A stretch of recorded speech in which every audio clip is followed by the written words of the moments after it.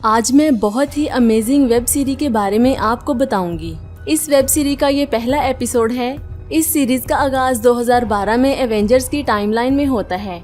इसके बाद यहाँ पर हमें एंड गेम से रिलेटेड कुछ सीक्वेंस दिखाए जाते हैं, जिसके अंदर आंटमैन और आयरन मैन मिलकर कुछ लेकर जा रहे होते हैं।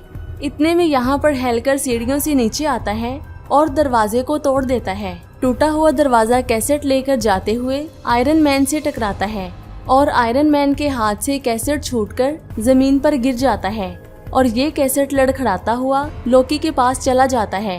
लोकी खुद को टेलीपोर्ट करके गोबी डेजर्ट मंगोली में पहुंच जाता है। यहाँ पर इसे देखकर सब लोग हैरान हो जाते हैं और ये सब अपनी लैंग्वेज में इससे बात करने लगते हैं, लेकिन लोकी को इनकी जरा भी समझ नहीं आती। इतने में यहाँ पर कुछ लोग आते हैं जिनकी लीडर का नेम हंटर B-15 होता है और वो इसे कहती है कि वक्त के साथ छेड़खानी करने की वजह से तुम्हें गिरफ्तार किया जाता है। पहले तो लोकी को कुछ भी समझ नहीं आता कि आखिर ये सब हो क्या रहा है और वो उनसे लड़ने की कोशिश करता है, लेकिन इनके पास एक ऐसा गैजेट होता है जो वक्त की रफ्तार को बहुत ज्यादा कम कर सकता है। जब लोकी अटैक करने के लिए आगे बढ़ता है तो इनकी लीडर जोर से वही गैजेट इसके मुंह पे मारती है, जिसकी वजह से लोकी का फेस स्लो मोशन में हिलने लगता है। इसके बाद लीडर इसे एक बैंड पहनाती है जिसमें एक डिवाइस लगी होती है जो टाइम को कंट्रोल कर सकती है। अब इसे टाइम वेरिएंट अथॉरिटी में कैद कर लिया जाता है। इस सीरीज में इसी अथॉरिटी का मेन रोल होता है। ये अथॉरिटी वक्त को कंट्रोल करती है। लोकी को इस अथॉरिटी के हेड ऑफिस में लाया जाता है। यहाँ पर रिसेप्शन पे बैठा एक आदमी से कहता है कि तुम्हारे पास जो कुछ भी है वो इधर जमा करवा दो। लोकी कैसेट जमा करवा देता है। इसके बाद इसे एक लिफ्ट में भेज दिया जाता है। लिफ्ट में एक रोबोट होता है जो इसे छूने की कोशिश करता है। लोकी इसे कहता है कि मुझे छूने की कोशिश मत करना, क्योंकि ये बहुत ज्यादा महंगी एसगार्डियन पोशाक है जो मैंने पहन रखी है। लेकिन इतने में कंप्यूटर अपनी लेजर लाइट से पूरी पोशाक को जला देता है और इसे TVA की एक न्यू पोशाक दी जाती है। इसके बाद लोकी को दूसरी जगह पर लाया जाता है। यहाँ पर इसे कुछ पेपर्स पर साइन करने होते हैं। लोकी पूछता है ये कैसे पेपर हैं? इसे कहा जाता है कि आज तुमने जो कुछ भी कहा है और जो कुछ भी किया है वो सब कुछ इन पेपर्स में लिखा हुआ है। लोकी सिग्नेचर करने से मना कर देता है। लोकी ने अभी यहाँ पर जो कुछ भी बोला है इसके सारे अल्फाज एक और पेपर पर लिख कर आ जाते हैं।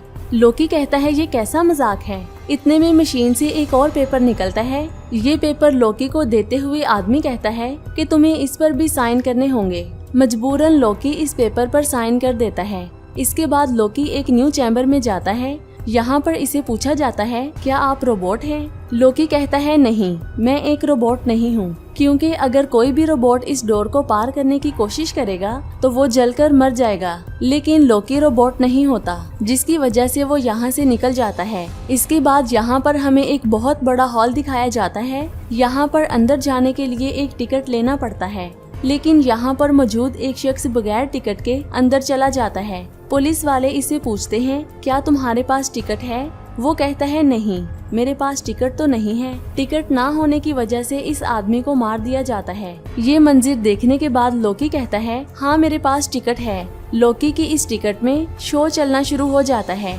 इस शो को चलाने के लिए मिस मिंट आई होती है। वो बताती है कि आज से हजारों साल पहले कायनात में हर जगह तबाही मची हुई थी। सारी दुनिया आपस में लड़ा करती थी, इसीलिए टाइम की हिफाजत करने वालों ने इन सब लाइन को एक ही लाइन में बांध दिया है।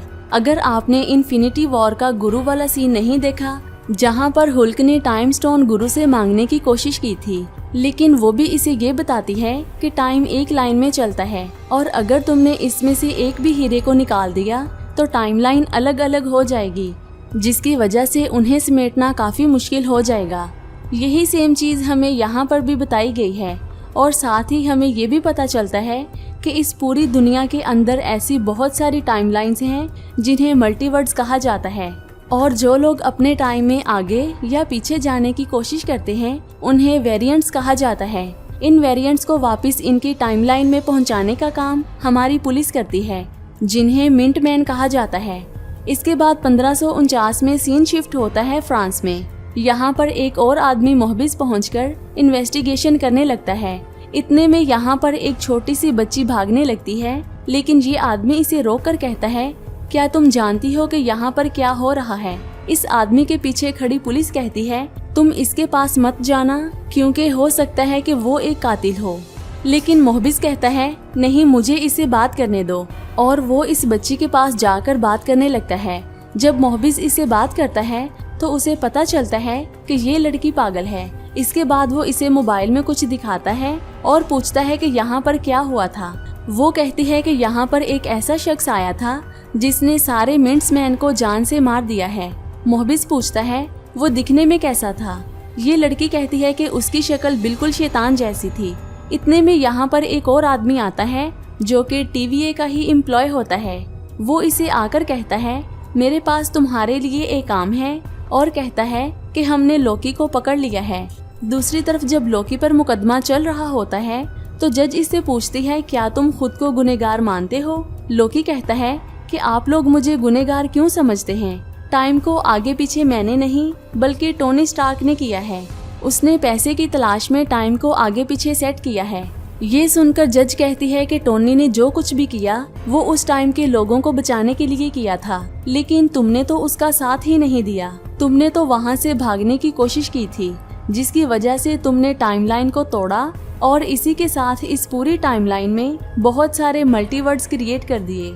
और कहती है कि अगर तुम अपने गुनाह को मानते हो तो हाँ में जवाब दो, वरना मुझे कोई और कदम उठाना पड़ेगा। यहाँ पर लोकी अपनी पावर को इस्तेमाल करने की कोशिश करता है, लेकिन वो अपनी पावर का इस्तेमाल नहीं कर पाता। यहाँ पर हमें पता चलता है कि टीवीए के अंदर कोई भी पावर काम नहीं करती।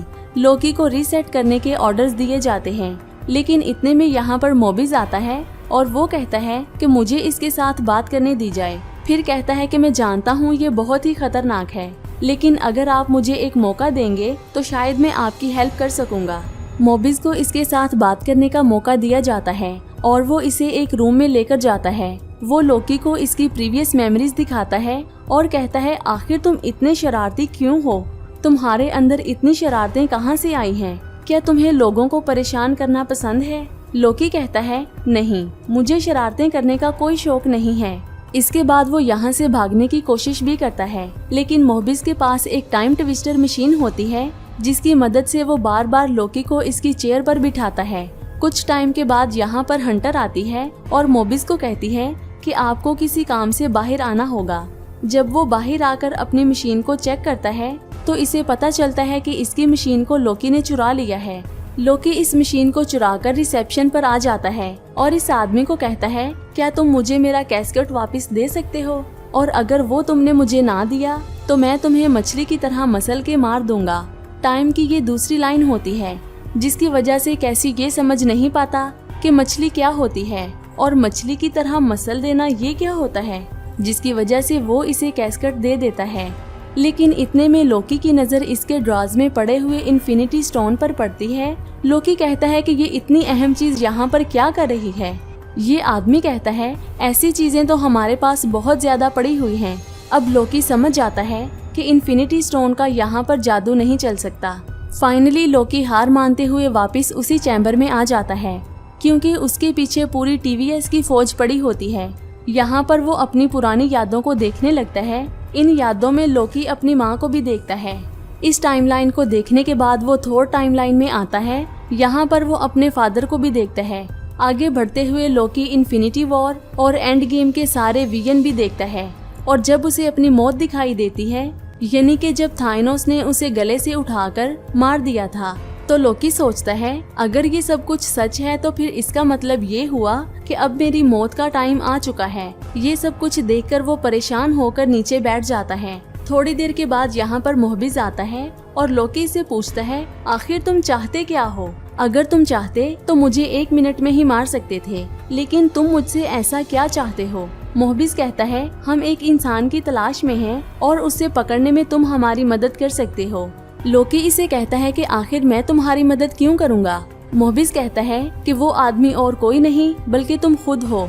यहाँ से सीन शिफ्ट होता है 1859 में। यहाँ पर हमें एक खेत जैसी जगह दिखाई देती है। इस जगह पर बहुत सारा तेल होता है। जब यहाँ पर मिंटमैन पहुँचते हैं तो वो सोचते हैं कि एक वेरिएंट जो यहाँ से भागा है वो जरूर फ्यूचर में आया होगा और उसने यहाँ से तेल को लेकर जाने का सोचा भी होगा, लेकिन वो तेल को लेकर जाने में कामयाब नहीं हुआ। इतने में यहाँ पर एक आदमी आग लगा देता है। ये आदमी कौन होता है और यहाँ पर क्यों आया है और इसका मकसद क्या है? इसी सस्पेंस के साथ ये मूवी खत्म हो जाती है। अब मैं आपको यहाँ पर एक और चीज बताती हूँ कि लोकी ने जो बैंड सीक्वेंस वायलेशन 72089 पहन रखा है, आप इसको याद रखिएगा, क्योंकि आने वाले पार्ट्स में इस वायलेशन का कई बार इस्तेमाल होगा।